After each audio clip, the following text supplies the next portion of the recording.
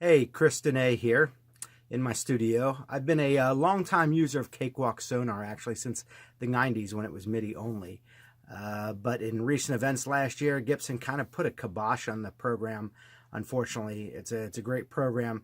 So, like a lot of Cakewalk Sonar users, I've jumped to Studio One by Presonus, which I'm really digging. I think feature for feature, it's actually a much more advanced and modern program. Really happy with it. I think it's just wonderful. Some of the things it does are just amazing. Even though Sonar has kind of been revitalized by BandLab, I still use it for older projects, but Studio One just seems to be a lot more at the forefront.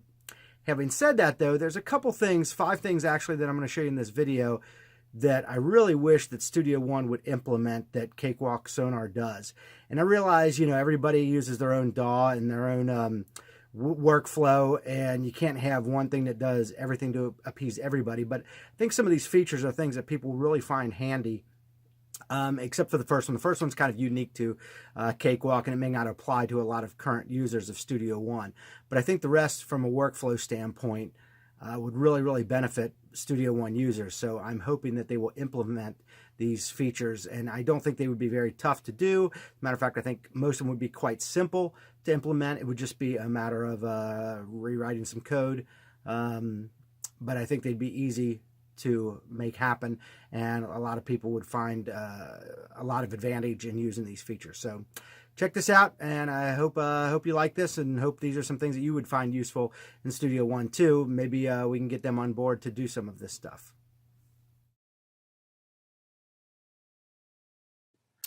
Okay, so here's a big one that I know a lot of former Sonar users have requested, and I realize this might not apply to people who've not used Sonar, but this is a very cool thing if you had outboard MIDI gear. So here I have a MIDI track, and I have selected my in and out for the MIDI interface that I have. And what you can do is there are instrument definitions. So here's my old Ensoniq SQ1, which I still use occasionally. And I can choose internal ROM, bank A, bank B, and so on, and go over here.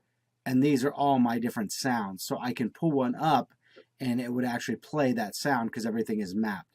So those are called instrument definitions. In Cakewalk Sonar, there are .ins files. I don't expect Presonus to create instrument definitions of all these MIDI instruments that have been around forever and may be obsolete. But if there was a way to take the Cakewalk INS file and convert it to something that Presonus recognized in Studio One, that would be absolutely phenomenal. Here, as you see in Sonar, you can drag your tracks up and down to resize them. But what's really cool is this little arrow here. You can click this and it will open and close it to wherever you dragged it to. So if I have it down here, boom and boom, which is really nice because I can contract or expand, and that way I can see all this information really easily. Whereas, again, in Studio One, you can't do that. You have to drag it up and down.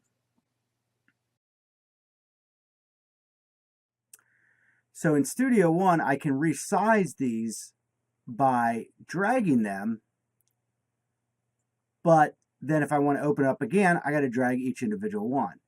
So if I've dragged each one, they're like this, but all of a sudden I want to kind of open them up again to see my inputs or something like that. I have to do that manually for each one, whereas as you saw in Sonar, they have that little expand and contract arrow there that just bam, and all of a sudden it just expands to the size that you wanted it originally. And that's a very cool thing to have, I think. Wish Studio One did that as well. Now I know you can do this in folders. You can put these all in a folder and contract a whole bunch at once, which is a cool feature. I like that too. But it'd be nice to be able to do it with each individual one, especially if they add that effects bin there. This is the effects bin in Cakewalk Sonar. What's really nice is I get to see all my effects that are listed here, and not just for one track. What makes this very cool, I can see what I might have inserted in different tracks all at once. So if, even all these three I have Melodyne, if they were different effects, let's say different acoustic guitar tracks where I might have different EQ settings or effects, I could see all that at once on all these different tracks. Whereas in Studio One, you can only see them over in the track inspector here, and that's for one track at a time. But I love being able to see all the different effects on various tracks all at one time. And I could drag these up and, again, visualize these different tracks. I don't think I have anything going on here. Oh, I got another Melodyne. But I could see all that at once. I can see what I have on any given track all at one time, which is very, very, very helpful. So as you can see here in Studio One, I can see what effects I have over here in the inspector window, which I can see, open and close, but I can't see the effects here. So the problem is I can go to each individual one and it will show up over here, just like, there we go. So you see it over there, but as I showed you in Sonar, I can see everything in all my different tracks here because there's an effects bin. And Studio One has this real estate here just kind of going to waste, which would be nice to just put that little effects bin in there, and that way you could see right at a glance all the different effects that you have on each individual track. So that would be a nice thing to have. Okay, and here, this is what I'm referring to. With the space bar, I can hit play, and it will play the track. And just like in Studio One, if I hit play again, it will go back. But if I hit P, it will actually pause it right where I'm at. So if I hear something, I gotta edit that. I can pull that right up, and if I hit P again, it will continue to play from there. Then again, the space bar will take it back to the beginning. So I think that's a phenomenal workflow, and I really wish Studio One did that, because sometimes you want to revert back to your starting point. Sometimes you're playing along and you want to hear something. So the track is playing, yada, yada, yada, and all of a sudden, oh, what was that I just heard? I can stop it right there, and I know exactly what measure I'm at. I don't have to worry about going back and going, oh, what measure was that? Let me go find that again. It's right there. So I think that's a pretty cool feature that I wish Studio One did. Okay, so in Studio One, I have my space bar set to play and stop.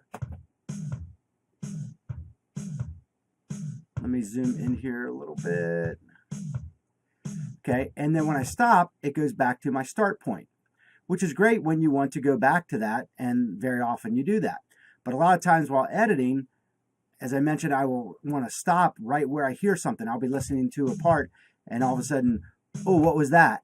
And then I have to, if it's way down the timeline, I have to go, oh, wait a minute, what measure was that?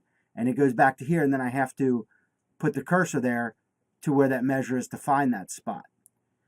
So it'd be nice if I could set the space bar this way so that it goes back to the starting point, but then had a button for pause, which in Sonar I use the P for pause. So I can do either one. In Studio One, you can do either one, you just can't do both. So you can set your space bar so that it either stops, or when it stops, it goes back to your start point, or it stops at that particular moment in time where you stopped. But again, for workflow and editing purposes, sometimes you need to jump back to the starting point. Sometimes you need to pause right there because something caught your ear, or you're doing some edits in a small section or something like that. So it's nice to be able to do both very easily. So like I said, in Sonar, I use the space bar to go back to start point, and then I use P for pause to stop momentarily at that point in the timeline. Okay, so this is the big one, groove clip looping. I have a percussion loop here. I will just drag it in. Automatically creates an audio file, just like Presonus Studio One does. But one of the things is, since it's a loop, it's already groove clipped. If it wasn't, I could just right click here and go up here, groove clip looping, and it would automatically, once I click that, turn it into a groove clip. But the good thing about this is now I can just drag this and extend it. So if I need a couple minutes of this, I can just drag that thing all the way out to whatever, now I've got a couple minutes of it. If it's too long, I can just drag it back. That's so much easier than hitting D, D, D, D, D, D, D, D, D, D, D for duplicate. So that's a nice way to extend your groove clips, as they're called, but they're basically acidized files. So it's basically just an audio loop, which, like I said, you can kind of do this in Studio One, but you can't just drag it out. You have to copy it to the clipboard and then hit D for duplicate, and it will continue to duplicate it, but it doesn't do this, which is so much easier and quicker. I don't know why, because it's a technology that's been around for over 20 years. So I'd really love to see Presonus Studio One add that in.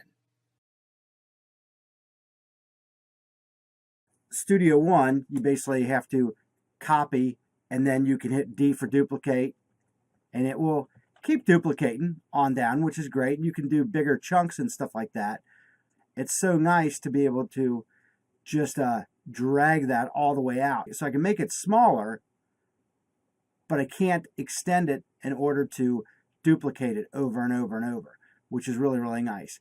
And again, I can drag it to make it smaller, but I can't drag it back. If I wanted to make this shorter, I would have to delete, delete, delete, delete, delete, delete, delete.